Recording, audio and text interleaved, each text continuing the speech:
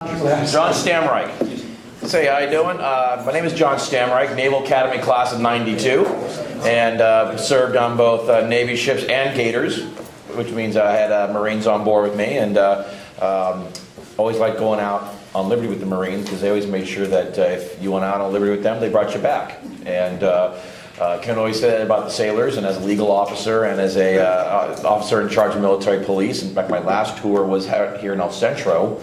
I was in charge of the military police, and so I was around the border doing stuff. But 11-year naval career, and now I'm a blue and gold officer for the Naval Academy, and I serve the areas of the South Bay, which starts in San Pedro and goes up into the Harbor Gateway area in Carson, and then includes all of the aerospace communities of Torrance, Redondo Beach, Hermosa Beach, Manhattan Beach, El Segundo, where I work. I'm a third-generation TRW person. My father was an Apollo engineer, and now I work at Raytheon as well. I'm an aerospace supply chain manager, and I'm watching the businesses leave. I'm watching towns like Tucson and Austin and Boulder, Colorado, lure our businesses away. You probably heard about Northrop Grumman, doing the big move.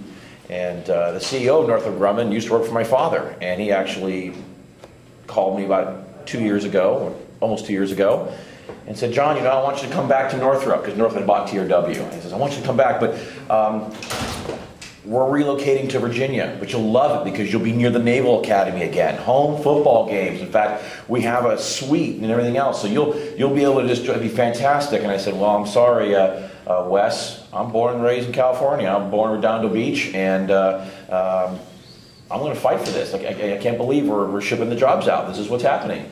And that's what encouraged me to run. It's about the jobs. In fact, one of my websites is johnforjobs.com. That's what I'm running on. And one of the things that really inspired me to get involved was working with the various Tea Party groups and stuff. I support a lot of people who are both in and not in the Tea Party groups, but I spoke at 912 West last year on the federal steps. And I'm also one of those that fought Mayor Villaraigosa's solar energy measure in the city of Los Angeles. I'm actually the campaign manager that got out the vote for that, and we beat that 50.5 to 49.5. We had a lot of veterans on the local neighborhood councils in Los Angeles. That's where we're getting involved. I served on the Northwest San Pedro Neighborhood Council for 4 years. And what I'm trying to do as well is inspire other veterans to get involved, with groups like this and to contribute, but also we need to see more veterans running for office. Not just at legislative levels, we need to see them on the city councils, we need to see them on the school boards, because I really think that veterans like us bring a certain principles, ethics, values.